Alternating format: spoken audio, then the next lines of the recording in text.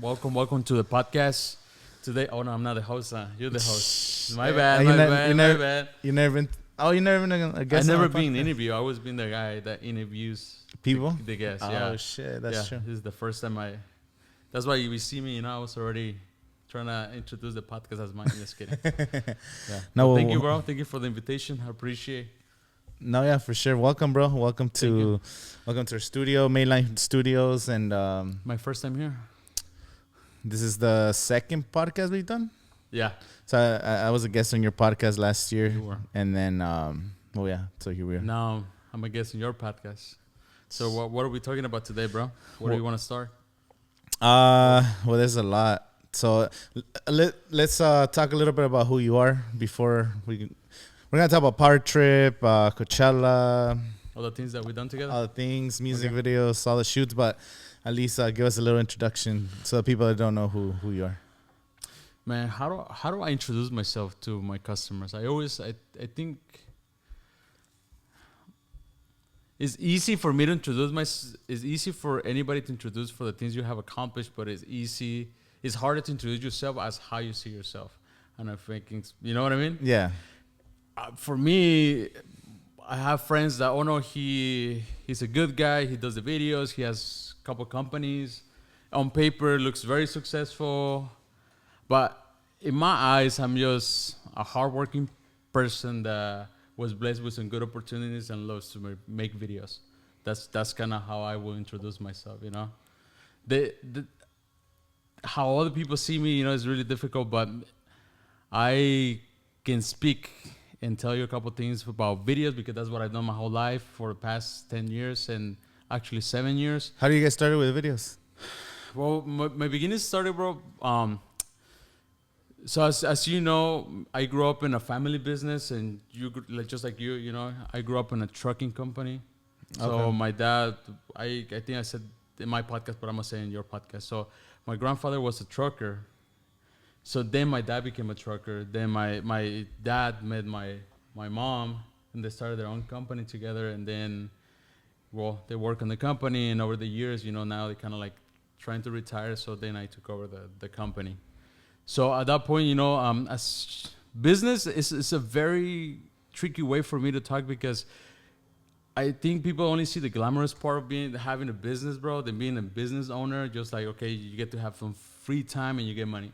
That's what people, when it says you're a business owner, that's what automatically people think. But it's a hustle. It's a hustle, bro. You need to find ways to like kind of get your mind off of the business because you're on call 24/7. And in my case, I'm on call literally anytime 24/7. You know what I mean? Because there's businesses that you go and after 5 p.m. you might talk to one or two customers and that's it. But for me, it's like I finish at 5, but I have to be on my phone or have my phone on just in case something happens because I got deliveries happen at 3 a.m., 10 a.m., 11 a.m. So like truck drivers driving to drop some off. issue over the road, you know. Flat tire, someone flipped over or whatever. Anything happened, bro. And so I learned to be on that call. And my job is basically, you know, just to oversee everything. But then I was trying to find something that I actually was really passionate about. One thing that you can just do and you would do for free. And that's when I found like, I was doing photos at the beginning. I just found this photo of this guy. I forgot it was in Iceland or somewhere. He took a badass photo. I still have it to save it on my phone. And I was like, oh, that's so cool. Someone took that. Took that. Someone did that. And like, I would love to learn how to do that. So I started doing photos, bro. And I started hitting up my friends and everybody that I knew. Like, can we go shoot? Can we go shoot? And a lot of people say no. A lot of people say yes, right? So over the years, technology started getting better, bro. And I see that now with just a click and a filter, people can duplicate what it takes me like fucking 3 hours. They can do it just in like 5 minutes 2 or less. seconds. Yeah, right? The cameras on the phone are crazy now. It's so What camera you start with when you started doing photos with your friends? I had a Lumix. At the beginning, a Lumix. I forgot what model I had, but I had a Lumix. After that, I got a Canon like 2 years after. Just because I saw everybody using Canon. At the beginning, you think that the gear is what makes you a good photographer or a good, videographer, but it's actually you. Like you, the one that basically use your imagination to bring something. Framing, lighting, composition. It's basically you. Yeah. So if your photo's not coming out good, it's not the gear. It's just you, right? Yeah. So, like I said, over the years, I started seeing that people can duplicate what takes me 3-4 hours in a couple minutes.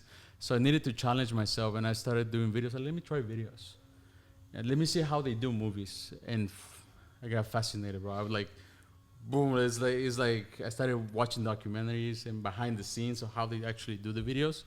It's mind blowing, bro. What's your favorite director?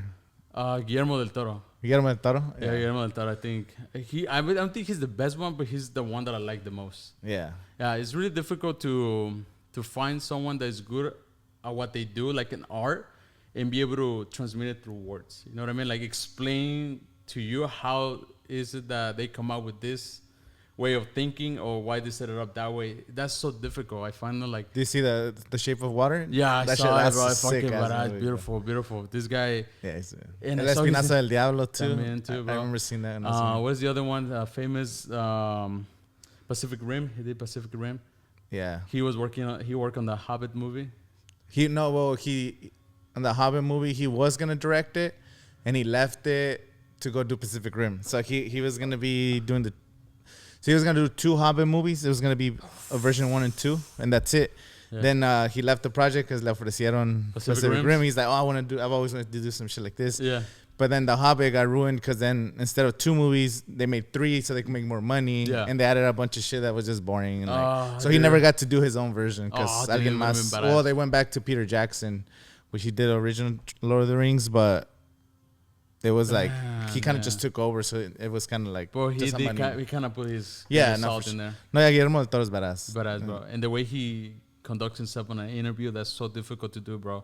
And you can tell, like, even when people do music, one thing is be able to do the music, another thing is to perform, and another thing is to be good at, like, speaking in front of the camera. That's so difficult, but that's a talent.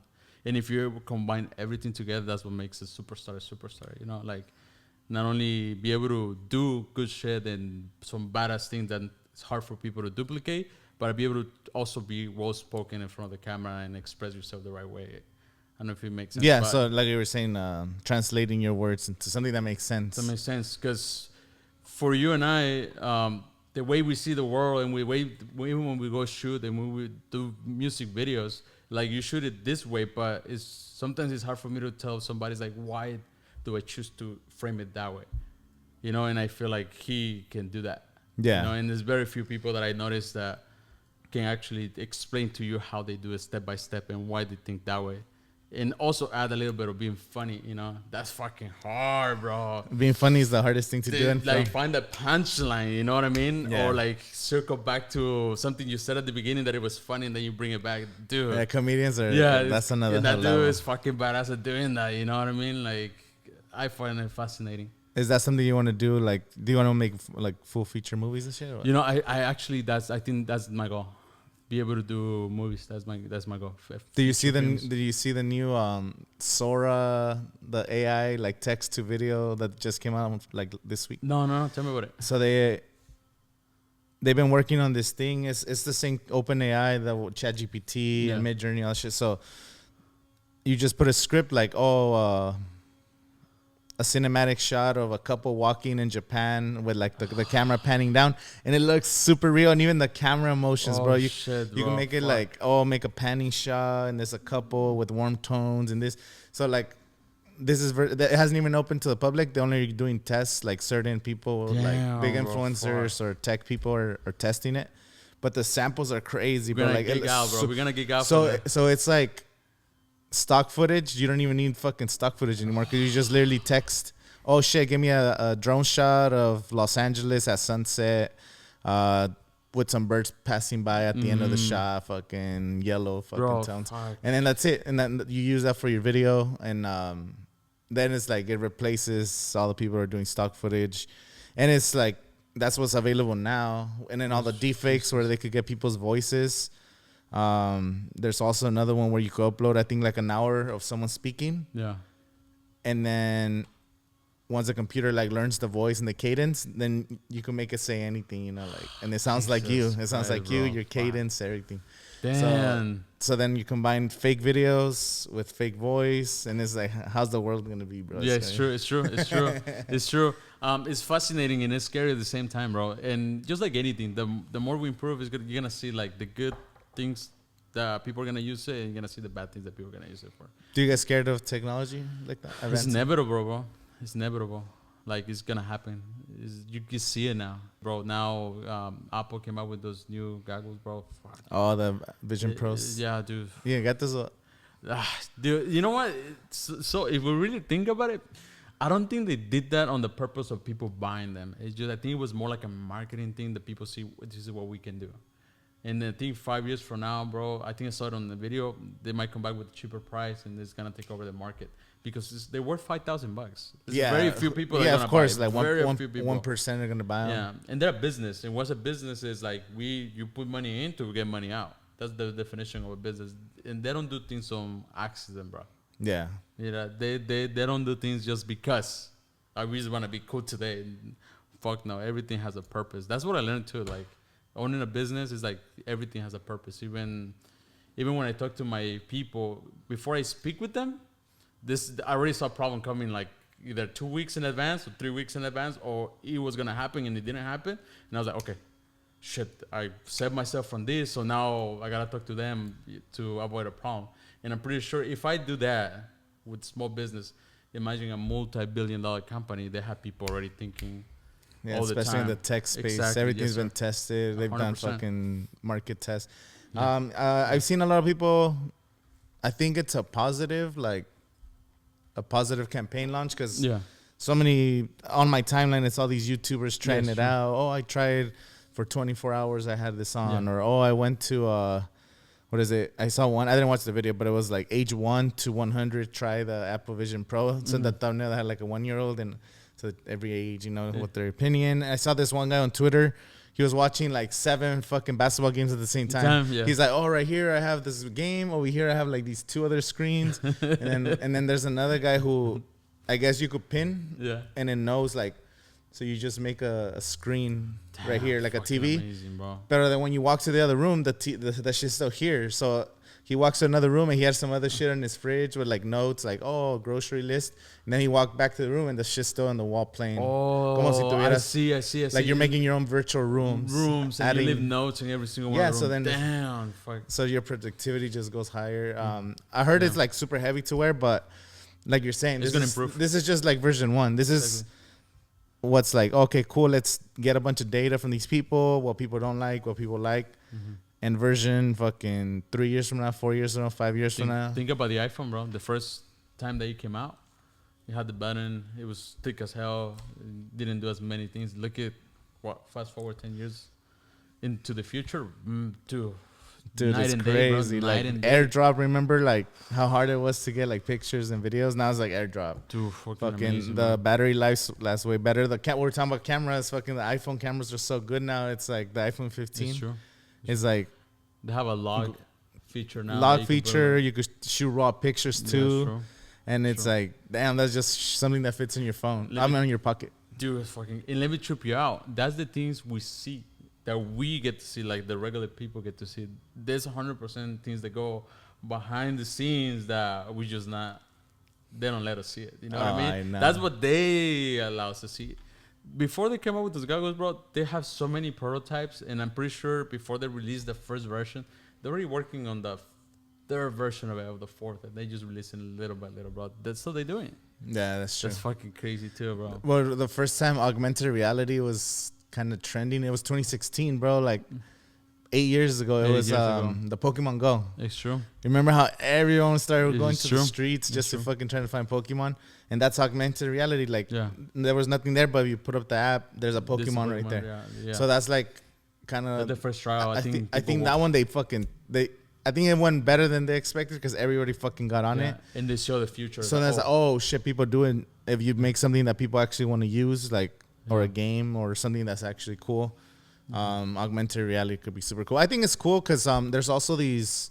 Was it Facebook has these like Meta glasses? Yeah. They have like these glasses where you're able to, I think, record and do. I don't know exactly what it does, but that's also the future of phones. So in the future, you won't have a cell phone. You're just gonna have glasses. You know, and that's scary. That's where it's coming. So it's crazy, bro, because it's gonna go from computers to computers on your phone to computers in your head, then to computers in your eyelids. There's gonna be like contact lenses and shit. Yeah, it's true. Like in the 10-15 years, like, oh, you just put on your contact lens. Now you're walking and you'll be able to text people with your brain and shit. Like, oh, text, man, I don't know. I'll probably get in trouble if fucking it's reading my brain. Yeah, dude, it's amazing. It's fucking amazing and it's fascinating. You know, I see a lot of comments. I actually made a podcast and I was talking about that. You know, how would it go? Is it gonna go into like something like the Terminator movie that AI takes over, try to kill us, or we're gonna ban AI forever and we're never gonna move with it, you know, or we're gonna merge? And I think you said it, and I think that's why I said it on my podcast that we're just gonna merge, and that's what it looks like. Like really, the problem, the only thing that I have a problem, bro, is like if it's coming from a company, right? When it comes from a company, it's always profit, right? Because it's a business, bro. They have an agenda. They have an agenda, no matter what. That's the only issue that people don't see, people don't understand. Like, business is a business, and when you're doing business, you know, everybody's needs doesn't matter. The company's agenda is first. Yeah. You know what I mean? And that's a bit of an issue with me when if it's there and they allow everybody to use it, and whoever doesn't want to use it is cool, but pretty sure later on it's gonna be like, if you don't have this, they're gonna have like division. You know what I mean? Like, all the people that have the chip in their head on this side and all the people that don't on this side, and what does that do? It's just already dividing us, you know? Like, but it's also like, you don't need it. It's like a cell phone. Yeah. Like, you technically don't need it. You could just have an office phone. Exactly, yes. But it makes your life so much easier having a yeah. fucking email on your phone. You're able to receive and send pictures. It makes work a lot easier. And Elon Musk said, we're afraid of technology and doing this, but we already are like human hybrids, because we're all, you can't go anywhere without your phone, bro. Sure. Everybody walks around with their phone 24/7. I remember we're like, oh, fucking, you're addicted to your phone and this and that. Like, I remember when cell phones were first coming out, and now everyone's just addicted. Fucking old people are on fucking TikTok, and we're already kind of merged with it, you know. But all I'm saying is, like, as long as it's not forced, you can. You're able to choose what do you want to do with it. That's cool, you know. The problem is, like, they start forcing it, just like all the things that everybody knows about it that we're not gonna mention, because then we get shadow banned, and I've been proof of that. But anyways, now it's fascinating, bro. What do you mean you've been shadow banned? Yeah, every time I went on a rabbit hole, and I think I spoke with you about it, that for like a month I didn't stop uploading on my podcast just because I got invited to a couple meetings with some people that have the same business that I have, right? And they were like, I think it was like over 100 companies. They have like 20 or more trucks, right? And the meeting basically goes like this: is like, right now the trucking industry is very, very slow, and there's only a few customers, right? And what they're trying to do is like monopolize in the way where, like, if you have one and I have one, you and I set up the same price, and everybody else that's not with us is gonna go to business because we want to lower so much they're not gonna be able to compete with us. So when I fucking clicked to me, is like, okay, if these companies are doing this, right, there's gonna be companies that are big, super big, at a bigger scale, that are doing the same thing, right? And then I started talking to different people, and I met a friend that she works at a veterinarian place, and she was telling me how she was so disappointed with the people, how they do business there. Because, you know, you take your dog and you take it there for a checkup, and the issue is that, okay, they give you the price of how much it's going to do to cure your dog, right? But on top of that, they have like 5-6 different shots that your dog doesn't need, but they're going to charge you just because you don't know that he doesn't need it. You just have to pay for it because that's the price that they're giving you. You know what I mean? Yeah. So I saw that, and I'm like, if that happens with the dog, it has to happen at a hospital. With humans, yeah. With humans, bro. Hell yeah. They have to go. They tell you, hey, your arm hurts. Well, it's gonna be this and that, and you're gonna need 5 shots. And you're gonna have, I'm gonna prescribe you these medicines. Yeah. And then they're getting a commission of these medicines, and they're getting a paycheck. And you're not a doctor. You don't have nowhere to go to double check. Yeah. So of course, you're gonna take whatever they tell you. Exactly. So it took me down in a rabbit hole and many other things that I learned. I was like, Jesus Christ, bro! Like, it's all fake, bro. It's all fake, right? It's all fake, bro. It's all everything's a business. Yeah. Even when it comes to medicine, it's a business. You know, Yeah. These fools are getting paid. They're getting paid per patients. Like the insurance companies, you know, it's just moving money. Exactly. They have to keep moving money. And then I wanted to talk something like that. I'll put it on my YouTube channel, right? Do a little short, put it out there. Maybe out of the people that follow me, someone gets to see it, learn something new. And actually, my goal is not to teach people, but to kind of like just realize, just pay attention a little bit, you know, like just be wonder. Always ask yourself, you know. But those videos don't get views. I talk about anything that happened to me or a funny story that my friend's telling me that he went out with some girl or any funny story, somebody tripping, something like that. Those videos get ton of views, 10,000, 15, right? And I get followers from those videos. But actually, the videos that I actually want people to follow me, they're actually really important to me and want people to see, those videos don't get views, right? So I started thinking, like, would it be a possibility that they can shadow ban the video? And then I started thinking, okay, how do they check every single video that you put online? It's an algorithm. They have AI, an algorithm. They have AI to double check the words. Yeah, for crimes and stuff. Exactly, and that's how they do it. That's why it takes a couple minutes when you upload a video to actually be seen, because it's running through the AI, the words, make sure no curse scenes. Right? Yeah, no,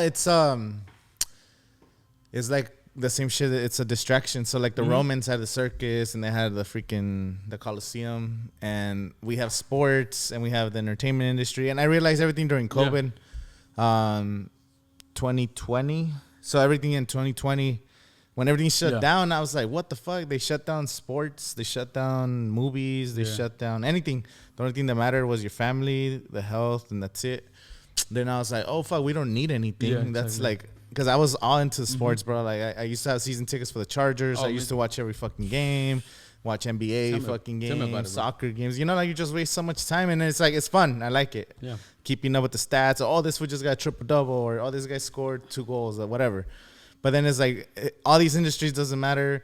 Then I started, because I was covering Coachella and more in the music industry, and now I'm learning more and doing more research in the music industry. And then it's like, I always knew it was fake and like all the awards don't mean anything. But then it's like, oh, fuck, it really is. Like, because I've seen some artists, bro, where they're like, I saw when they first got signed or when they first started. Yeah.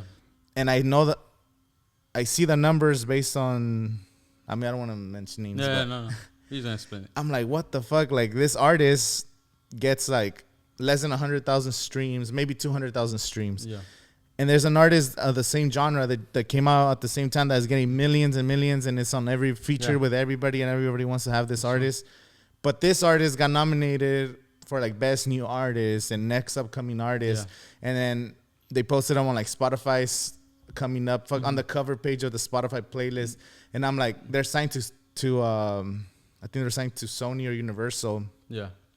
And I'm like, oh, well, it's pay to play. So these people are signed to this label, and the label's paying Spotify to put them on the top of the playlist, paying them to get awarded to, best new artist. And then they could make a post about best new artist, and people could start streaming. Yeah. And I'm like, oh, fuck, everything's so fake. So we're not saying entertainment is bad. We are saying too much entertainment is bad. Okay, so I have nothing. I love going to the festivals. I love music, bro.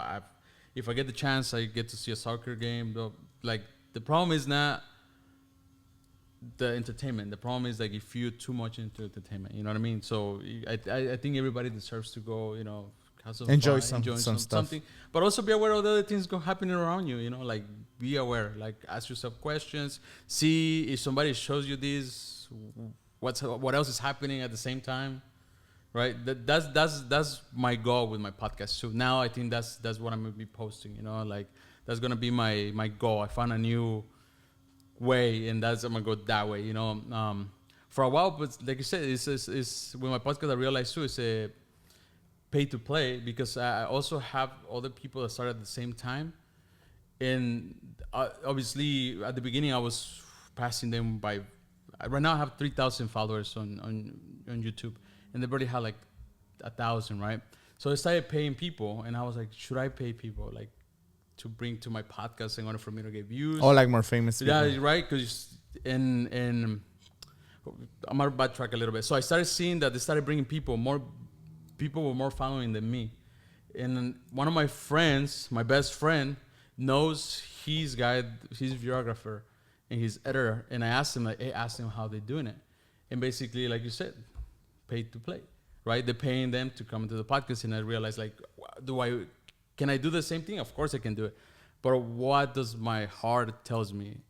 And I was like, you know what? I'm just going to bring people that I find fascinating. People that I think they like the story. And I'm going to be true to myself. And I'm going to say the things that I see and the way I see it. And I know along the way, I'm going to find people that they're going to be with me. And for people that are going to be with them. And just let it be. But like you said, most of the things you see on the internet are fake. I would say 90%, bro. 90%. 90% of the things you see is fake, bro. Yeah, it's for big guests too, because I know for Pepe's office, you could pay to be on Pepe's office. Yeah. Thousands of dollars, gets you a lot of exposure. I hit up one podcast, I forgot the name, but it's like one where they smoke a lot of weed and stuff. The hot box. Not the hot This box. one, the hot box. I think so. Yeah. I forgot his name. It's some guy. He's like super famous. And I hit him up. I was like, oh, what does it take to be on the podcast? I just sent him a DM on Instagram. And he replied. He's like, oh, cool. Yeah, we're doing rounds this season. We're charging $5,000. So $5,000. And he's like, oh, it's at least 30,000 guaranteed views. And if not more, blah, blah, blah. Oh, really? Shit. 5,000 to be a guest on that podcast. Yeah. So I know the biggest podcast in the world, Joe Rogan. He said he doesn't take, he only interviews people he wants to interview. Yeah.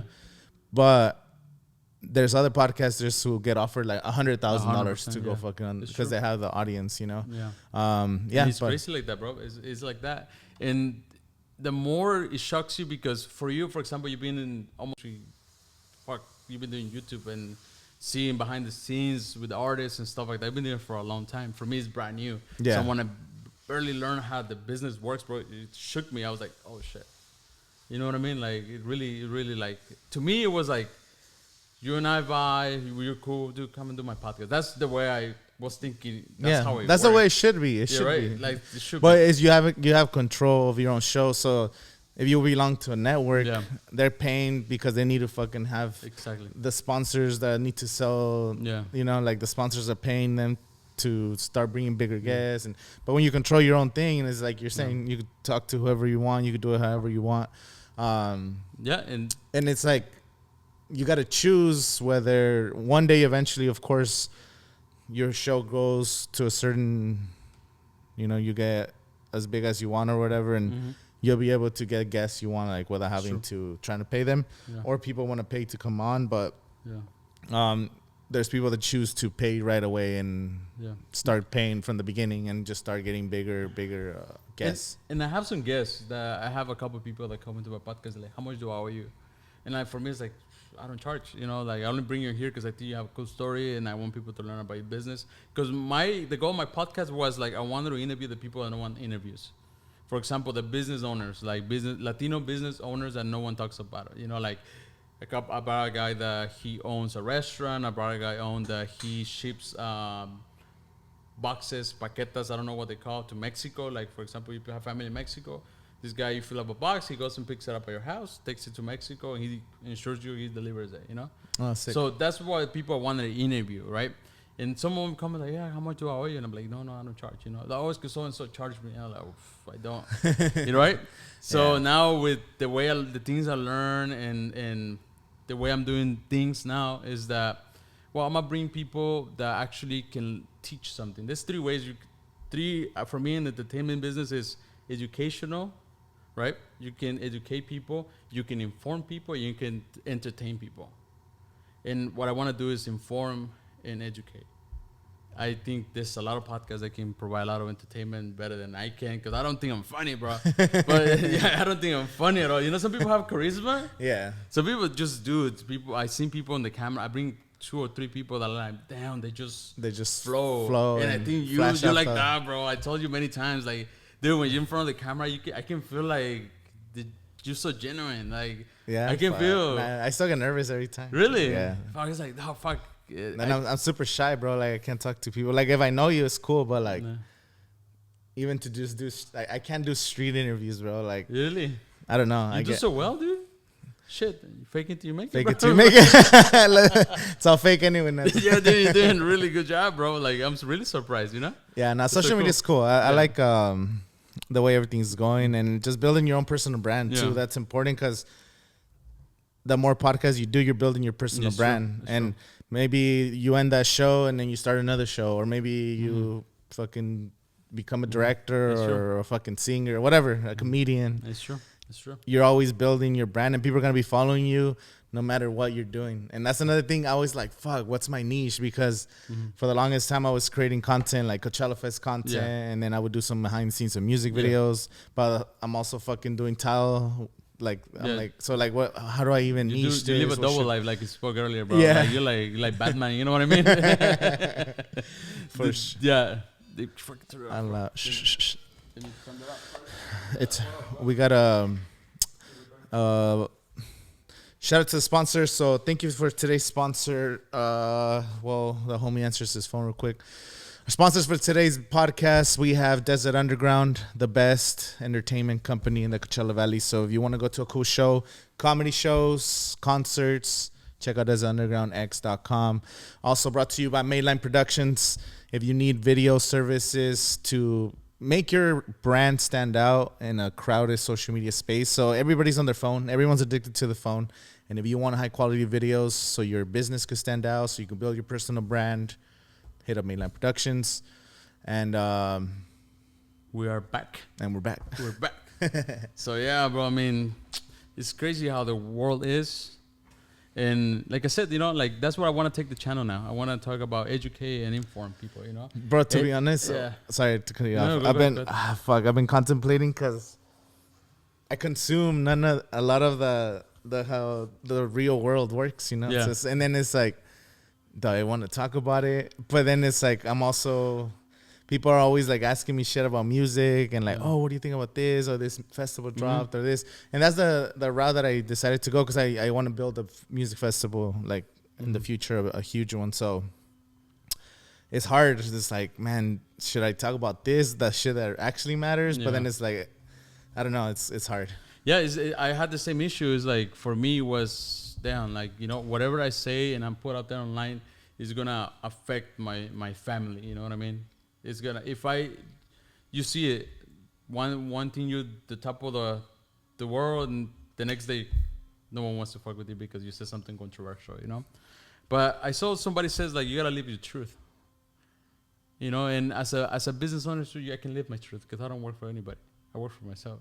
So whatever I say doesn't affect my pocket, but I think it's important for me to say because I know people know this stuff and they keep it to themselves because they want to look good in front of other people, because in the future they might affect that relationship because that person sees the world in a certain way and you don't want to be in the bad side because they have something that you want in the future. You might need it in the future for something. Yeah. But then at the end, you're not genuine. You're not being yourself. You're not being who you are and what you really think about things, you know?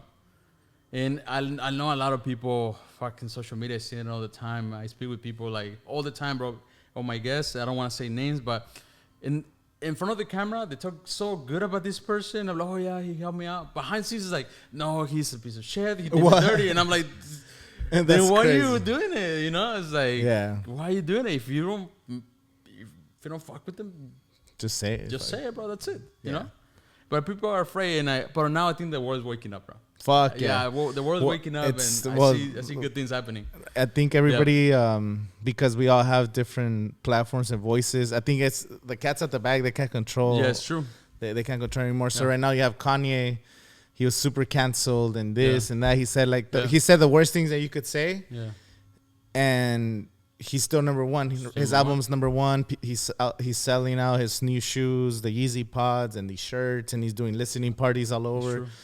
He just got added on to Rolling Loud Music Festival, and it's like so much respect. He built his brand, and people are gonna support. He could influence, 100 million people, whatever it is. That's true. There's like certain people that get to a level where they influence millions of people. You have Elon Musk, millions of people. Andrew Tate, Kanye, Taylor Swift, Beyonce, Barack Obama, whatever names, Trump. They all have their personal brands that's like at the top of the food chain. Yeah. And I always think that everybody has the opportunity to get to that level. Yeah, everybody. Everyone could go from the bottom to that elite level. Some people did it through entertainment, some through business, some through whatever, you know, but like everybody could reach a certain levels. It might take you 30, 40 years. It might take you, you know, like there's some people that blew up fast, but it's like, it's a long game. I really think that everybody comes with a gift, bro. Everybody. I really think everybody has a gift. Some people have a gift for music. Some people have a gift for videos or photos. Some other people have a gift for businesses. Some people have for painting cars, bro. Everybody has a gift, and I think the goal is that, you know, like if it's something you would do for free for the rest of your life, what would that be? And I think throughout your life you have to look for that, you know. And once you find that, that's when you find peace and you find happiness, because then you're really working. Even if you find something you love, but it's working for somebody else, just it doesn't feel like a job because you enjoy doing it. And I think everybody should look for that thing, you know. Like for me, it's doing videos. I spend hours, bro. I think I text you and you text me like 2, 3 a.m. and like, hey, look at this, what I made. And like, you're doing videos and I'm doing videos, and that motivates me. And that's when I found like, oh, this is what I like. Yeah, no, because whether I get paid or I don't get paid, I'm still doing the same quality and I still do it with the same enjoyment, you know? And I fucking love that. And I think everybody should find that. And once you find that, that's what takes you to the top of that. Like you said, to build your brand, because that's your passion, that's what you like. And then you become better than almost everybody else, because the repetition, the practice makes you good. It's just like a sport.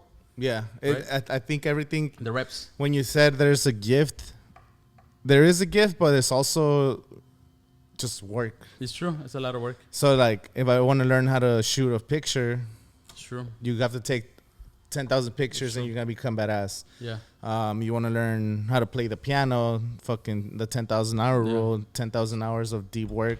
You'll be able to learn the piano. You know, there's levels, of course. You have two people, then you're LeBron James. You're born 6'8", fucking naturally athletic. You know what I'm saying? And then you put in the time. And then he puts in that time and effort and diet and training, and you take your gift into the next level. You know, but I feel like there's people that with enough discipline, maybe they don't have the genetics to get there, but they could get to the NBA. They might not be the greatest of all time, but they'll play fucking a summer in the NBA and then they get cut or something. But like they got there, you know, like you never, with hard work, you could get there. So the same thing with music. I see a lot of artists, bro, and it's just like, I've been working with a lot of artists over the years. I know, bro. And most of them, bro, they don't just work hard enough, it's bro. True. It's true. It's all talk sometimes. Yeah, bro, it's all talk, bro. Even in businesses, bro, like I get some messages, but like, how do you do a business? How do you start? And well, I tell them how I do it, but my realization of all these years being my family business and getting to sit with people that, because if I didn't have a business, I would not be able to sit with them. It's basically discipline, consistency, and hanging out with the people that do the same thing as you. And that's kind of the formula, the secret formula, bro. And then you add God to it, some type of faith, bro, and then you make it. You make it, bro, no matter what. To make money, you don't need to be the smartest one, bro. I know some dumbass people, bro, that they're making millions of dollars because they were consistent and they were disciplined and they hang around with people that were in that business and they taught them things, and that's how they made millions of dollars, bro. And the same thing with me. Like, I don't consider myself the smartest person, but that's all I did. Well, I had a kid at 21, bro. I had to pay the bills. You know what I mean? Yeah. I had no options. I didn't get to like, okay, I'm going to go one time, I'm going to work at a dealer. Another time, I'm going to work at a supermarket, or I'm going to work at a restaurant. It was like, I had to make it work because I got bills to pay. You know? Yeah. And if I really get to see myself how, I don't see myself as successful, but I live good and I have enough money to pay my bills. But it was just consistency and discipline. I was there most of the time. I was there on the weekends. I was there Monday through Sunday. I didn't have anything else to do. That's all I did. Just work, bro. So you're at the office every day? Now, not anymore. Now, not as much as before. Now I get to like detach. You know, I had this good friend, bro. All my friends. I think you're older than me, right? I think so. Yeah, for like a month. But anyways, all my friends are older than me, bro. Everybody. My better friends are older than me, and he taught me one thing, bro. It's so interesting that it says you can do a lot of things, but find people to help you. You don't have to do everything on your own. Learn to trust, find badass people, paying well, and they will help you get to the next level. And that's basically what I did. I went to people. That's a business tip. Go through people, find the people that are really good at what they do, take care of them, and then take it to the next level. Because some people want to start their own business, some other people don't. And it's understandable because it's a bitch, bro. Yeah. And the people that do help you get to the next level is we treat them well. That's one thing, and that's what allows me now to have a little bit extra time. Then now I can pursue videos as a career, you know, because that's what I love to do. But I'll take care of my people too. Yeah, no, you know what I mean? You do have to work with others. You can't do it by yourself. Yeah, I can it's do it by like, myself, bro. what's his name? Like Elon Musk. Yes, true. He's building cars and doing this, but he's got people in place. He's running like 3 fucking billion-dollar companies, you know, and he's got people that are helping him run those companies, and those people have people who would help. You know, it starts from the top, but it's like Elon is just putting the right people in place, taking care of them, having their back, and through all the like crazy stuff that he goes through, you know. Check it out. When he was the founder of Apple Pay, right? No. What's it? PayPal. PayPal, yeah. Right? If you look at the history of PayPal, everybody that worked with him, they went and created their own companies and multi-billion-dollar companies. So it was not just him. He was smart enough to get all their smart people with him. And then they all started their own company. And those people are making billions of dollars on big companies, big tech companies, you know? It's like you got to surround with people. And that's why I love doing the videos with you guys, because when I don't feel like doing, I see you posting something. Or I call you and I like, damn, I get motivated. You know what I mean? Because this... Just like anything, sometimes you want to do it, sometimes you don't want to do it. As much as you love it. Oh, yeah, of course. Yeah, there's days I'm like, fuck, I have to film this, or I have to finish this edit, or I have to do this. But it is also like editing. I love editing. Yeah, like, because I work with editors too. We have editors that help us create content, but some videos I'm like, nah, I have to edit myself. Yeah, bro. Just like, it's so like, cool. It's just chopping through the footage. It's peaceful time, bro. I love it, bro. I fucking... 4 in the morning when I go to super early, and I wake up super early to edit video, bro. Is the best part ever. No, you wake up early? Yeah. You know, I try my best. Because like I said... What's your favorite time to edit? Nighttime, midnight. Cuando están todos dormidos. Yeah, everybody's sleeping, bro. I just put the headphones on, and I just like... It's like a puzzle to me. It gives me peace, bro. I really enjoy doing it. Yeah. Like, that's my peaceful time. Some days, bro, I go there and I just spend like 2 hours in the same spot, but I learn something new. Every single day, I try to edit.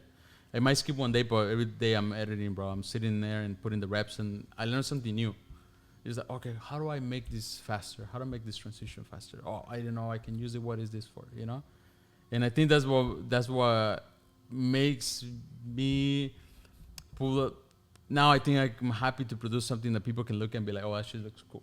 You know, now I'm like proud of my work, you know, and I think it was that. I don't think I was How long did it take you to be able to feel like, this is good? Fuck. I still look at it and be like, damn, fuck, I should have cut it there. You know? Oh, like once you finish, that's part of being creative, bro. You're never going to be happy. Yeah. Even in the future, like you finish something and you look some shit from 6 months ago and you're like, I can't believe I fucking posted this. Yeah, it's always like that. Yeah. But I'm also like, I'm not, I do it and I'm like, okay, that's enough. I look at it and I judge it myself, like, okay, next time I'll do something.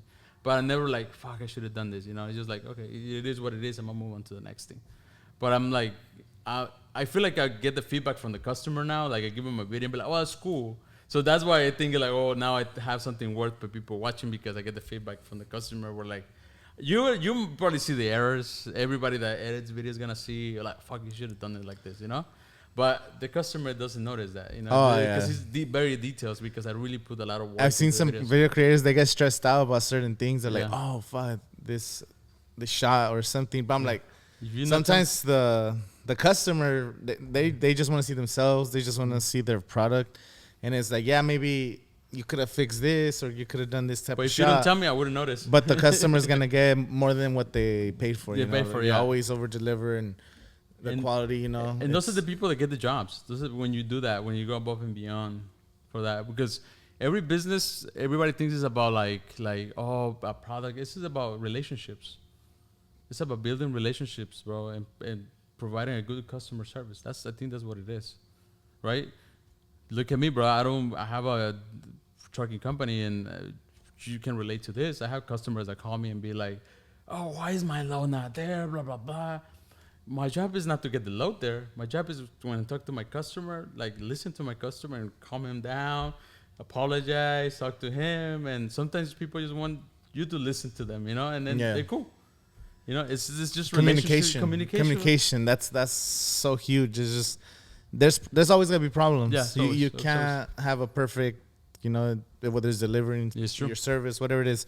But it's like, as long as you let them know, hey, this is happening, we're fixing it, or oh, hey, it's on the, we had flat tires, this is 6 hours delayed. I don't know how your shit works, but it's just let them know that this is happening, but you're gonna get your stuff this, or this is it's gonna take an extra day. Maybe the material didn't get here on time. There was it fucking flooded, you know, like rain, whatever happens. But communication, because then you're leaving them guessing. They think you're ghosting them. You think you're taking advantage. You know. Yeah, even when I get new customers, bro, it's not about like telling them how I'm better than everybody else, because I'm pretty sure we provide a really bad service because I really put an effort into that, right? But I'm pretty sure there's other companies that do a way better job than I do. And why do they decide to do business with me and not with that company? It's because I go the extra mile, and I wait. Like, I don't promise the things I'm not gonna do, but I do try to be friends with them. You know, like I go meet the customer. Like, I go travel to the customer, and when I go travel to the customer, guess what I do? I make him a hat for my company. I make him shirts, right? So now they're like, okay, we have these two companies, right? That's a tip. Well, this company does a good job, and this company does a okay job, which is me, right? Well, he came to see me, and he brought me something. With this person, never brought me shit. You don't even know the owner of this. You don't even know this person. So I'd rather do business with this, because at least so you take them a custom hat of their business? Huh? Of your business? Yeah, of my business. Yeah, like I make him a hat for my company. Like, hey, you know, thank you for doing business with us. So hopefully we can do business together. We brought you some stuff. That's so sick. Dude, like, that's a genius move. Dude, it's like simple, but because we're still apes. We're still fucking, like, we like to get things. We like to get gifts. Yeah. We like to get just things that make you like, oh shit, like someone actually took their time to give me something. Yeah, and I generally do it. They're like, oh fuck, you know, I'm gonna bring him something. That's so right. Sick. And when you go there, guess what? I've been back to the same customers like a year after. Guess what? They have your hat right there because someone else brings them anything. And guess what? When you think about who am I gonna give this shipment to, and they see your hat, oh, okay, I'm gonna give it to them. That's so smart, bro. Dude, like it's like I came out with it, bro. Like, I listen to people. Someone told you that? Yeah, someone told me that. Someone told me that. Other stuff, I think I consider myself a person, not because I'm smart. It's because I really analyze stuff, and I'm like, okay, I'm going to do this next time. You That's know? so smart. I listen, bro. I listen to you, Eddie. I listen to everybody that we know. Even if they don't, I think I can do a better job than anybody else. Like, even if I know that, I still listen to them. Because there might be something they can teach me that I don't know yet. Yeah. You know, and just because of that, bro, it's like, fuck. Just an open mind. It's open mind. Just be open-minded. I listen, you know. Obviously, there's times where, like, fuck, people are giving you nonsense. You got to also realize that, you know, like, they're not giving you good advice. But, yeah, dude, that's I don't know how you do business, bro, but that's how I think I get my customers, you know. Knocking doors, bro. I show up to them and just be friends with them. Meanwhile, I go to all the I go to all the estimates when it's like, I go in person every single time. So I get to meet the customer, just walk through of whatever they want to do, you know. They want to remodel their shower, their floor, their kitchen. I feel like you close them every single time. I do pretty good, to be honest. I'm actually like a closer, yeah. Like every time, I mean, the only time is because if a customer is calling for a service, it's not about the money. They already want to do the job. They already did the research. They already know how much they want to spend, but can they trust this person, or are they going to deliver, or like how do they find your service, you know? So as long as you know, you again, you're not, and I think we could tell when someone's kind of like shady, you know? Yeah, like, I think so, bro. We're like, people are not dumb. So, hey, I could do this. It's going to take you this long. These are some of the options we could do. Oh, okay, cool. You know, it's, as long as you just deliver. And then another thing is we take on jobs that are like sometimes are too small and other companies don't want to take them. Like someone will have a small like kitchen splash or something that's not, you know, people want to do like the big jobs that get you a lot. But it's like these people still need a service. And that small little job is going to lead to more business. So I've done some jobs where like you only do a kitchen splash, like 20 square feet. Something super tiny takes like a half day. We're done. But then that same customer, like a year later, wants their shower.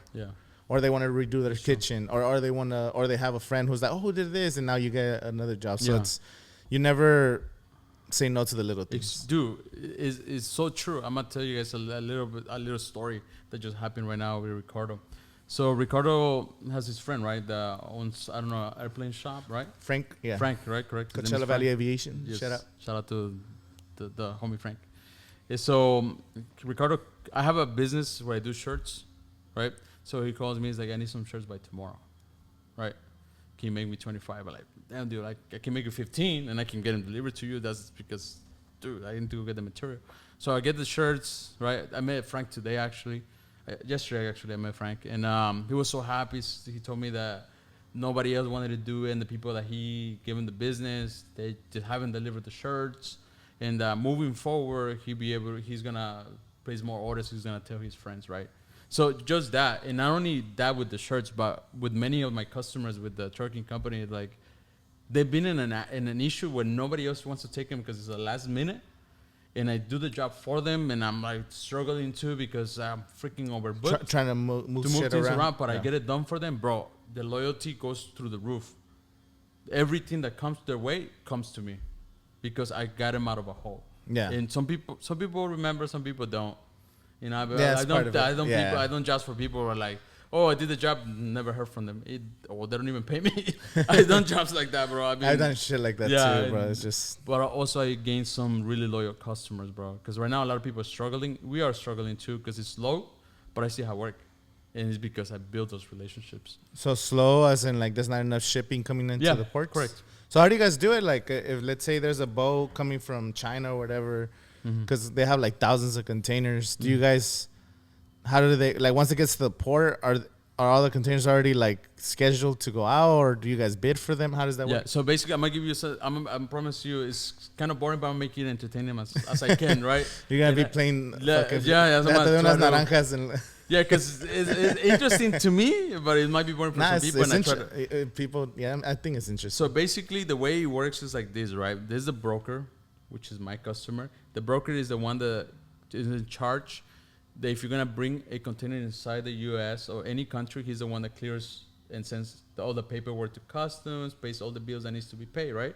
So in order for you to bring a container in, you need a broker. You cannot bring it on your own because he clears everything for you. He's responsible for whatever is inside, right? Me, I'm this person. I work for him, and I deliver to the warehouse.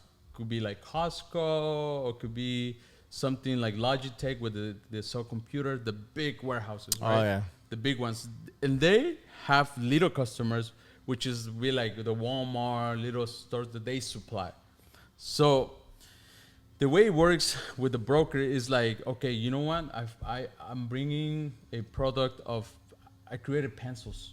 Right, and Costco wants to buy them for me, and they want me to bring 100 containers to them because they can fill out all the shelves and all the Costco's in the U.S. So they bid for those 100,000 containers, whatever it is, right, that come in the vessel. Let's say he wins it, and he's like, okay, we're gonna go with you. We're gonna give you all those containers to you. You have to figure out how to get them to me. How to ship them. Right? And then they come to me and they be like, okay, you know what? I have 100, 1,000 containers. How many can you do? Of course, my job is to keep them all. Right? My job is like, okay, if I can keep them all, I have work for the rest of the year because they don't all come at the same time. So for me, that's my job, right? So sometimes this broker gets like 5 different companies, right? And 5 for him, 10 for them, 5 for me. Or sometimes they give you 100 for you, I give you everything. So in the vessel, yes, they already come with who's gonna pick them up. They already have somebody, right? So once they upload it from the vessel, then you have 4 days to pick it up and 4 days to return the empty and to start charging you for container rental. In my business, it's called per diem, right? So you have 4 days to deliver it and 4 days to return it. If you don't do it within that time, they charge you extra fees, and you don't want to pay the extra fees. So that's basically how it works. It's a difficult. I've been doing it so many years. I don't see it as difficult, but it could be the same thing as like, oh, can you do black tie on this building? It's like, I don't have no idea. You know what I mean? Yeah. But for you to see it, but like, you know, it's gonna take about a week. Yeah. Same thing with me. I'm like, okay, I can do it. So but for other people, it's like super complicated, you know. So you guys, so you have contacts to be able to, let's say you want to order a fucking shipping container from China of backpacks or whatever. Do you have contacts like that to make orders? Fucking give me How much a container costs? It depends on the items. Yeah, so I'm gonna give you more or less how it works. So, but the difficult part about buying stuff from China is that you don't have somebody in China to check the product for you. So you will have to fly in, and double check that what they're telling you they're gonna sell you is actually the right stuff. Because in order for you to buy from a supplier, they send you a sample, and you look at the sample here, and they'll be like, "Oh no, it's fine," but once you just ship it, there's no way for you to return it. So that's it. They ship it empty, So the difficult part is for you to get somebody in China to double check that the product that they're giving you is legit and it's actually what you want, right? That's the hardest part. Do I have the connection there? I finally have one. So if I needed to buy something from there, then I just call my friend and then he connects me with the guy in China because I don't speak Chinese. Yeah. Right? And then I have to pay him. By the hours, it's not expensive, but I have to take care of him. And he goes and tells me, okay, this is what they're giving me, this is what they're giving you, and he quality checks that what I'm ordering is what I want. Right after that, then the supplier gets his broker. His broker has a connection here because that's the way it works. They work with each other, so they don't give the business to anybody else.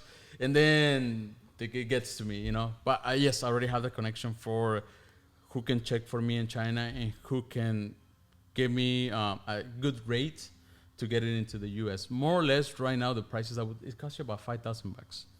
Okay. Right, $5,000. I think depending on what it is, because you gotta pay some tax. Yeah, of course. So if it's something like they're gonna tax you a lot, something expensive they're gonna tax you a lot. Something cheap like clothes is gonna tax you very little.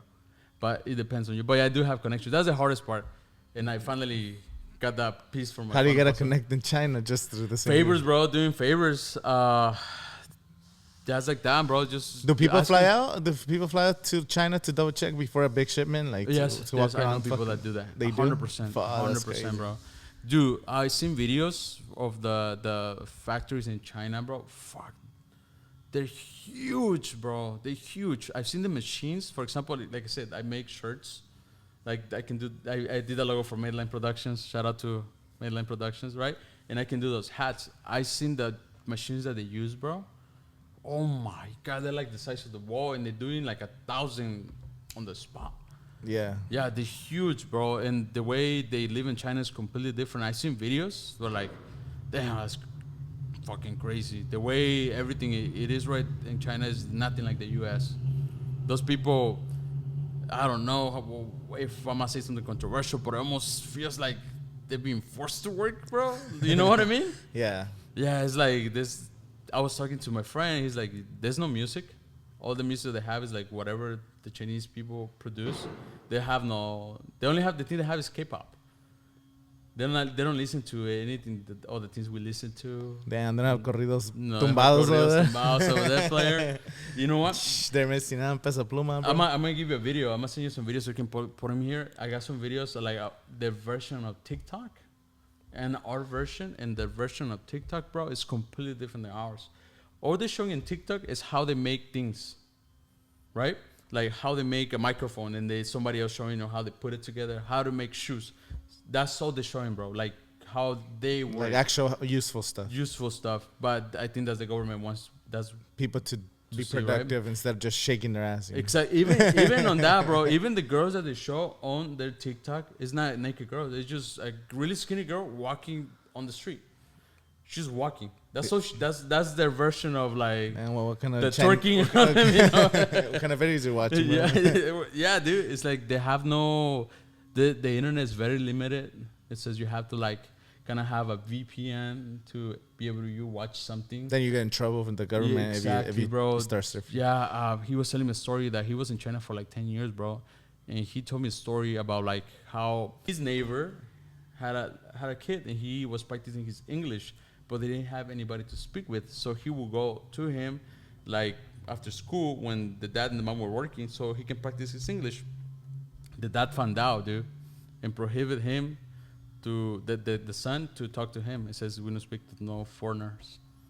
Oh wow. Yeah, their culture is very strict, bro. They don't mess around, and also the things that you hear from China is all the good things, but it's also bad things. And I seen part of what he tells me about the bad things. The city is always clean because they want to keep it clean for the tourists.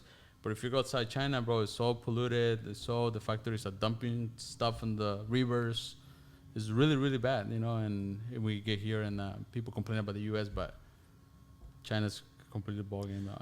I mean, it's moving, and it's a city where like It's just a giant industry.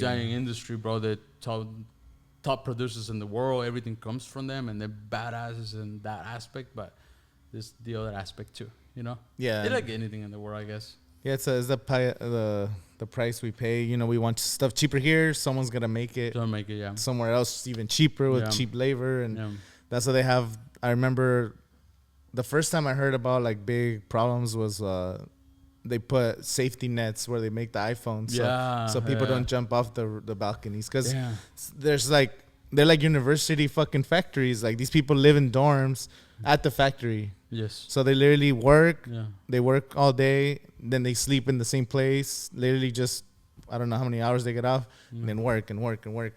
And they have their family in their rural town, you know, like somewhere in the fucking whatever, away from the cities, because China has 1 billion people, but they're mostly concentrated around the big cities where all the industrial shit's at. But there's still millions of people that live in like rural, like little farm towns, little pueblitos and shit. Yeah. So what these pueblito people do is they go to the factories to make a little more money, and that way they're kind of slaving away, but they're making a little money so they could help their family back in the ranchos. And don't believe anything we say. Double check. That's all I said. Like it's just some shit we've seen on the internet. We've seen the internet. Do your homework and you'll find out. Don't take it for what we're saying. You know, always do your homework. Yeah, but that's one thing I see, and it's like I'm gonna give you the video so you can see them, because in order for you to get into the app that they use, bro, you have to be invited by a Chinese person. You cannot make an account. If you don't get invited, you're not in. You got one? Yeah, I got one. I recorded it. You know, like that was so cool, because I was fascinated, bro. Like I was doing the AirPods. It was a live that I watched that they're doing the AirPods, right? And she's like has the headphones here, left and right, and has the little box in the middle, right? And she's talking to the camera. Obviously, I don't understand what she's saying, but she has a bracelet, right? And I asked the guy, it's like, hey, what the heck is that bracelet? It counts how many times she goes from here to here, and if she moves it back here, it rings the bell, because that means she's stealing something. So every time they go to work, bro, they have this bracelet where like it measures the movement. So if you go here, that means it's stealing something, and it shows an alarm. That's why the bracelet comes red. I was like, oh shit, that's crazy, crazy, bro. I was like, damn. And I see people here like they complain about the U.S., but that's the beauty about the U.S. Because over there, you know, it's highly competitive. In order for you to be the best and have a good business, you gotta be the top of the line, you know. Where it's like 3 or 4 times the population of the U.S. So imagine right now how business you think is competitive, or you're trying to do this. Imagine there was 4 times the amount of people competing with the sharp bro. People. Imagine how fucking fast everything would be. Like right now, it's so slow. Yeah. I mean, at least here in the valley, bro, it's a lot of people complain that it's really slow. But it is a little slow compared to like the big cities. So it's still kind of like people are still. It's not as fast moving, but there's still the opportunity to move fast. And that's the beauty about it. That's where I see the opportunity. And then coming from people say like, oh, my family is from so and so place. Actually, I'm the immigrant coming here and growing up. I'm from Guatemala, growing up in Guatemala, and coming here and see how privileged people are here. And then I just see opportunities. When people see problems, I see opportunities, bro. I see like, oh shit, they don't want to do this. I can do this. I have so many business ideas, bro, but I don't have enough time, and I have to dedicate myself to certain things. But I was like, damn, I see a lot of opportunities. And if you see the way they run things in China, bro, it should come here. I was like, fuck, be happy people don't take up those opportunities, because there's a chance for you to make a good living and make your dreams happen. Plus over there, bro, fuck, how the heck? If you don't have connections, you're not moving anywhere. Yeah. If you don't have right connections, you're not moving anywhere, bro. Yeah, we take everything for granted. You walk outside and it's clean. The roads are paved, you know, they have bridges, lights. Yeah. People have access. Everybody almost has a iPhone here. I think it's like 60-something% of the population, or 70% of the population has an iPhone here in the United States. But if you go even just to Mexico, which is the next door, having an iPhone is like rare, you know. That's like, oh shit, that fool has feria, you know. Yeah, but now what country's doing good, bro? We gotta move to El Salvador, bro. Oh shit, Bitcoin. Yeah, dude, that's gonna get. I know. I'm gonna retire over there, bro. Fuck it. They're building the city of the future still. They were gonna do like a Bitcoin city powered by the volcano, thermo, no sé qué. I'm pretty sure you could do it. They were trying to do for Bitcoin mining. He wanted to invest and use the thermal energy to convert that into electricity to power the Bitcoin servers, so the government could mine Bitcoin. Dude, like that was thinking is crazy. Dude, but he changed the country, bro. It's pretty cool. It's pretty cool, and he goes to show that if somebody wanted to do something cool and help the country, you could do it. I always say, you know, like the last thing you want is to get the government involved in your business, on your life, anything, right? But you also have to pay attention because they're the ones passing the laws. So you cannot allow them to just like, okay, ignore it because they're the ones passing the laws. They say, okay, you know what? Nobody goes out at 10 p.m. anymore. Now, there's a law. You go to jail, but you could have protested and say something before it happened. But that's what's so important for us not to ignore it. And I feel like a lot of people say, hey, but they're going to win anyways. But you got to pay attention because that's going to affect you later on. Yeah. Yeah, dude. You see so many laws that who the heck is passing them? Yeah. Think about that. Who the heck is passing those laws? They passing the laws. They're not asking anybody. It's because people are distracted. Yeah, going back to the entertainment industry, to all this shit. It's like you ask people like what are like some of the important issues in the next election, or who's the top fucking shooting guard, and like, you know, like people know the stats of the fucking NBA game, or it's true, but they don't know shit that's going on in the real world. You know? And there's nothing wrong. It's cool. I love UFC. I love watching soccer, bro. That's my thing. I know who scored, but I also pay attention to the things around. You know? So you could do both. You can do both. You can do both. You can do both. You could do multiple things. Yeah, exactly. I seen that from Elon Musk, bro. I'm like, this motherfucker's running like these companies. I want to ask you a question too. Yeah, what's up? Yeah. What about Elon Musk, bro? What's your thought? Is he good or bad, bro? I think he's great. It is good? Yeah. I read his book. You did? I think it's called The Real Life Iron Man by something Voss, Alexander Voss or some shit.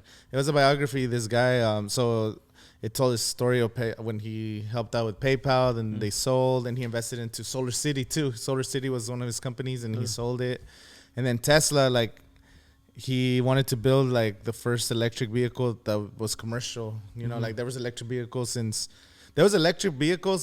before they made the combustion engine, before gas vehicles. There was electric vehicles already, pero once they found out about petroleum and then the industry and then gasoline, all those monopolies, they kind of fucking shut down and anybody doing that, so that way people could use gas, you know. Sure. So but anyway, so this wanted to make it mainstream for the future and ecological, you know, like for the environment. He almost went bankrupt all these years, and he kind of got bailed out a few times from the federal government. You know, like they gave him a bunch of like opportunities, but everyone was fighting him until eventually Tesla was always negative. It was always like negative. Just they're still building, and eventually, you know, turned the corner. It was just a matter of time, and now it's like the most popular car. It's all in the streets now. They have the truck, and all these cities have power fucking Tesla refill stations, and that's just on the car side. Then he did a SpaceX, which also like NASA kind of stopped after the Cold War. Once they bankrupted Russia, like NASA just stopped investing, and this is like, wait, we were going to the moon, and then what about going to different planets? So fucking Elon Musk, like, I'm gonna start a space company, and also like every time we shoot a rocket that's billions of dollars, the fucking the jet that takes it off from the ground, it always just lands and crashes, and they're burning millions. So he's like, what if we have it take off but also land back? And then he was the first one to make a rocket ship come back and land back, and now it saves like, you know, thousands of dollars, so millions of dollars. So I like his approach for those two things, and then he has other plans, you know. Even with Twitter. So he bought Twitter because now it's X because it's he calls it to try to protect free speech, because certain policies from like major corporations, whether it was social media or Disney or the government, they're trying to censor certain things, especially since the elections since 2016, everything just became misinformation and censoring and this and that, but it was always censoring towards one side. So the left side, the more politically correct side, they're the ones that have all the power to censor and all this shit.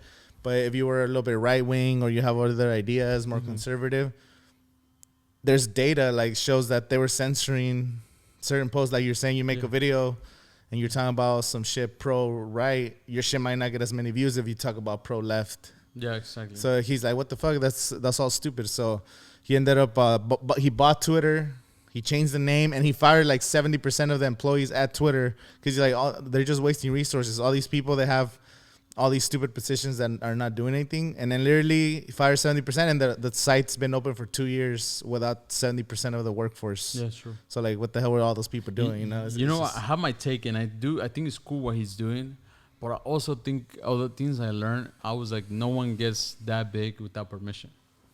I don't know if it makes any sense. Like, in order for you to get to that level with him, you don't get like that just because you want to get like that, just because you're smart. You got to build some connections. They have to allow you to do it. You know what I mean? Yeah. And when some people help you, especially at that level, they just don't do it for free. You know what I mean? I think for such a long time, he was saying stuff, but he wasn't saying that much.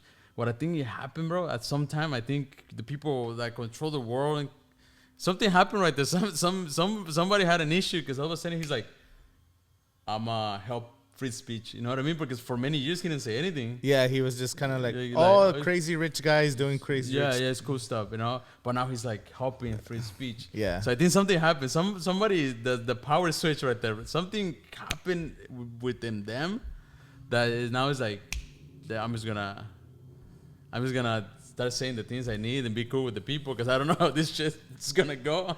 Because I really truly think, bro, that no one gets that big by accident, bro.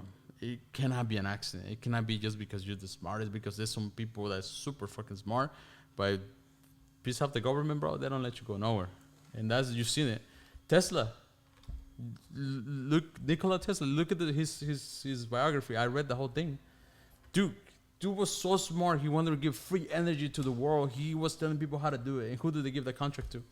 Edison. Why? Because he was going to build everybody. They can make money off of it. Because he was going to make a business out of it. He didn't want to make the business. He's like, we can't give this shit for free. What the fuck? Exactly. Like, so think about that. And then with Elon, no one gets that big just like that, bro.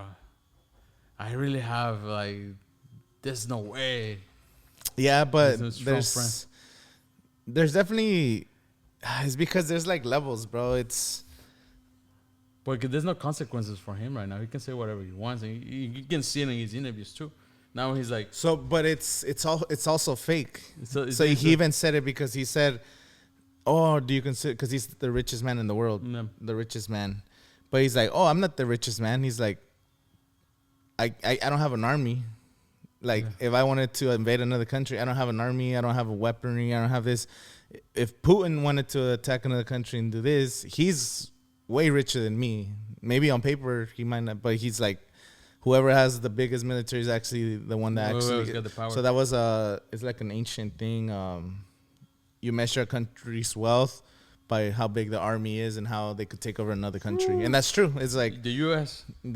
So resources, man. The resource, or even China too, or Russia. These are the biggest powerful entities. Now the U.S. it's a puppet state. That's what people are saying. Is like they pretty much control all the Western world. So all of Europe, Israel, the U.S. It's all controlled by the same people, And it doesn't even matter who the president is, because like you've seen this fool's like kind of like old as hell, losing his mind, and everything's still running. And like he's just the face. It's like we've seen with other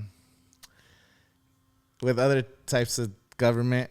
It's like there's people that are like the elected officials, but there's people behind the scenes actually running everything. Yeah, it's true. And that's how it is. And the information is out there. We're not making up stuff. I know. The information. You know what's crazy? Someone told me that 12 banks. There's 12 banks that control like 99% of all the money in the United States. Yeah. So imagine the meetings, the 12 heads of those 12 banks. Exactly. Bro. They meet on a table and they make the decisions on everyone's money. Yeah. But then who's the boss of the 12 banks that control all the money? There's people above them. Yeah. And then they're in different meetings. And then who's... like there's shit that we don't know. There's like these levels. There's like what the crazy fuck, bro? Like we're just ants in the fucking system. Exactly. But we're not making up conspiracy theories. It's out there. You Google it, find it. Just go on the internet. The information is out there. many things. For example, bro, what happened to the Roman Empire when everything went to shit? What happened to all the wealth that they accumulated over the years, invading and killing people? It became, what's it called, bro? El Vaticano. Oh, the Roman Church, the Catholic Church The Catholic Church took over, bro. But what happened to those super billionaire rich families? They still around. The Rockefellers are still They're around. still around. So you have these families in the Roman Empire that were like, they didn't lose their power. They just, their generation still kept going. Yeah. The church, that's why like the kings of England and all that shit, it's all been passing down. It's so passed down, you don't see them. They're not Cardi B in the fucking news. They're way above. They don't want to be. You don't even know who they are. Yeah. Like that's a whole different beast. You know. It's it's a whole different beast. But yeah. Oh, the point of this podcast is just to share a little bit of my experience, and thank you for reminding me. I really appreciate it. Thank you. And just things that I learned throughout the years that kind of helped me, and also for people to think just a little bit outside the box. Just question yourself a little things. You know what I mean? Like, why would somebody do this? Why would they want to show me? Why do they want me to look at it? You know, what's the purpose on it? And how you find out what is good or bad for you, think about the intention that they want to show you. Okay, if I watch this video, what's the intention? For example, you put a video of Coachella, what was the intention behind it? Because you want to show how happy people are, right? The enjoyment, the cool things about the video. So when you look at it, be like, oh, shit, it makes me happy. It makes me want to dance, right? That's when you look at your video, like, oh, cool, it makes me want to go because everybody's having fun, right? Yeah. Now you look at a video somebody else posted, what is it that they want to show you? If the purpose of the videos make you scared, that's where you got to run. Yeah, everything has a purpose. Like purpose. Yeah, just look at it, be like, what is this video make me feel? Does it make me feel happy, sad, worried? If it makes you feel any of those things besides happy, you gotta be careful with that, you know?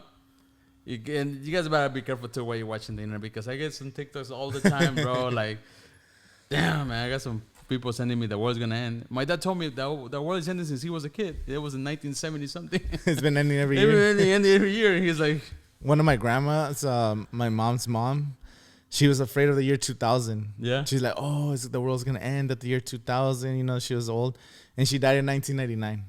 She didn't make it to the 2000s.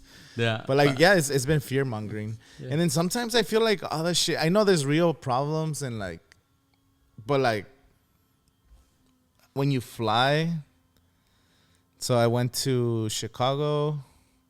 So I flew a couple years ago into my cousin's wedding in Chicago. Once you leave the big city, it's empty. Sure. Everything's empty. Sure. It's crazy, bro. It's just like they have all this fear and overpopulation, and everybody's living like all fucking boxed in. But it's like literally 90% of the U.S. is empty. Everyone lives like the same shit as China. Like everyone lives in the big cities, but the rest of it is just... It's just empty. It's empty. There's a lot of resources. And you're like, what the fuck? Are we just seeing all the just the negative to get us like more scared and fucking anxiety, and then we get on medication? I don't know. It's like crazy systems. And then we go. Well, and then after all that, we said, what's the purpose? Well, the only way you can help somebody else or help the world is to help yourself. If you help yourself, by helping yourself, becoming a better person, you automatically automatically make the world a better person. Let me give you an example. One time I was at IHOP, bro. It was like 11:45, something like that, and I wanted to eat, right? I went with two of my friends, right? And then as soon as I walk in the door, the guy tells me, hey, we're closing at 12, right? He's like, no, we're gonna order really fast and we get going, right? Once I ordered some pancakes, he bring me the pancakes, asking for some coffee. He's like, we don't make coffee anymore. We already cleaned the machine. I'm like, it's cool. I ate in like 10 minutes. And I was like, you know what? I'm going to make his day. I'm going to give him $50. Probably having a fucked up day. He wants to go home. Give him $50. He saw the check, got $50. Guess what the guy did? Came back, apologized, told me to take my time. I can leave whenever I want. Made me a coffee. He didn't bill me for it. And he said if I wanted more pancakes, he would bring me more. Oh, that's right. Check it out, bro. That's when they opened up my eyes. So that positive interaction that I have with him, right? Probably now he gets to go home and he gets, I don't know if he has a family or, I don't know, he gets to treat someone else better. It's like, hey, I got $50 extra. Either buy Pampers for his kid or what? Go buy his friend some food, and then and it's a domino effect, right? But I couldn't done that if I didn't help myself, because I'm in a happy position where I can be generous and kind to people, you know, because I got to that position, be able to do that for people, then it's a domino effect. Yeah. That's when I realized the best way to help others is to help yourself, because once you help yourself, you're a happy person. Yeah. So when somebody comes to you mad, you don't answer them mad. It's like, hey, it's so cool, man. We're gonna fix it. Oh, what's going on? Oh shit, Yeah. this is happening. Oh damn. Okay, well let's see how we fix it. That's another thing to approach problems in a problems suck, but the problem's there. Yeah, sure. So it's like I could just fucking throw this microphone and like, god damn it, this shit got fucked up, or fuck, it sucks, but okay, what's the steps to fix it? Oh shit, we gotta order this thing. Oh, it's gonna take this. It's gonna cost this much to fix it, but you know we gotta. Yeah. Oh shit, this fucked up. When you tell the customer, then they understand because you're solving the problem, and they know, everyone knows accidents happen. Something was broken. Something happens, but I think it's how you react to it. Reacting to bro, it. and now that you mentioned that, I'm gonna leave you with this note, but that reaction that you said about like taking care of the problems, that comes with owning the business, because you cannot run from those problems, bro. I was talking to Ricardo. He's like, hey, you know, you coming by? He's like, yeah, I just gotta fix some problems. Like, they're not gonna go nowhere. And he's like, he's right. Like, when I have problems, I have to fix them. They don't disappear just because I go home, or I cannot hide them. It's just like, you gotta face them no matter what, because that's why you're there. You know what I mean? You're the owner, you're the face of the company. That's what they're paying you for, to face the problems.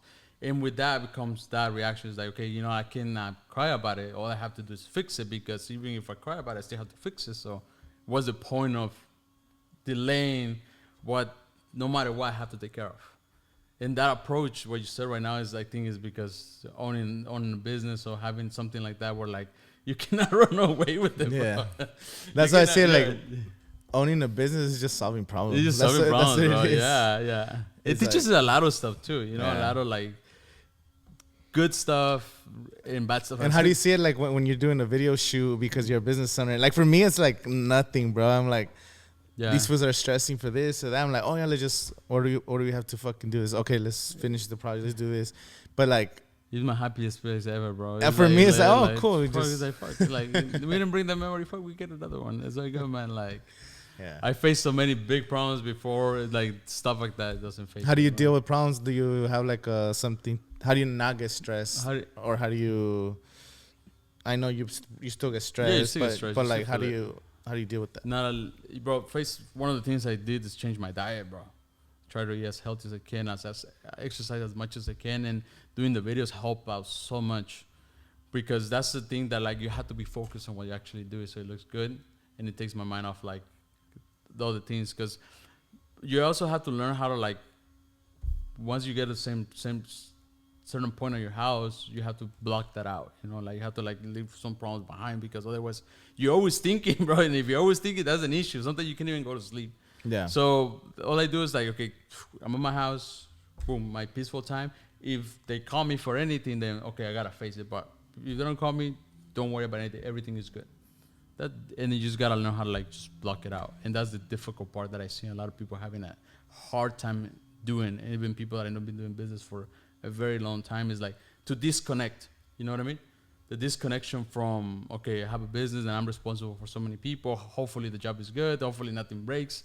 I was just like, okay, I'm home. This is my peaceful time, or I'm gonna do this, and until I finish, then I'll take care of that. If they call me, fuck. Emergencies. The emergency is something, okay, I'll face it. But other than that, just like, you're focused on each task. You're focused. Oh, I'm blocking out my time for this, and this. Exactly. And I think writing it down, having a little schedule helped me out so much too. So I'm not all over the place. How do you schedule? How do you do your schedule? Because you have the business, but you're also trying to schedule like shoots and videos. And how do you? As I go, bro. How do you do it? I have 3 schedules, bro. I have my yearly schedule, where like this is the payments that I get paid no matter what for the company and for the other business. Then I also have my monthly schedule, where like the dates I'm gonna have meetings or I'm gonna have a shoot. And then I have my daily schedule, where like, okay, tomorrow we're gonna have to like take care of this. And I also have somebody help me with that. Like I have my billing. One of the girls that works in my billing, to help you with the calendar. Yeah, it's like, just remind me, just to let me know. That's how I do it, and it helps me out so much, because I don't know if it happens to you, bro, but I used to go home and be like, fuck, I forgot to do this. I forgot to do that. And doing the schedule at least give me some peace where like, oh, at least I accomplished something. I didn't get to do the whole list, but I did most of it. So it's okay. I move forward. Yeah. And that's the only thing I think it helped me out, like with just calming my mind and be like, okay, it's enough for today. That's the only thing, bro. Because you can never get it done, bro. It's always something, bro. Like Yeah, it's endless. It's endless. So it's endless. Yeah. So that just helps me out with like priorities, I guess, which is priorities, which are the most important things. And yeah, but different people approach it differently, bro. I know some guys that they work 9 months and they take a month off. I know some guys that once a week they go and like they don't talk to anybody. I know some guys that don't call me from 7 to 9. I'm busy. Everybody deals with problems differently. You just have to find a way that works with you, But yeah, exercising and changing your diet helps you out so much, just so you can clear better and sleep better. I think so. Yeah, that's the only thing, bro. No, that's sick, bro. Well, Oliver, thank you for coming to the podcast today. We didn't talk about fucking Peso Pluma and Coachella. I know, bro. It's gonna be another one. We'll talk about the distractions later. But thank you for coming, bro. Thank you for also coming for Des Underground yesterday. No, bro, a pleasure. And yeah, we'll be seeing more of Oliver. Check out his podcast, OT Crew. Hit him up on Instagram and yeah. Thank you, bro. I appreciate it. Ahí estamos, bro. Thank you. Yeah.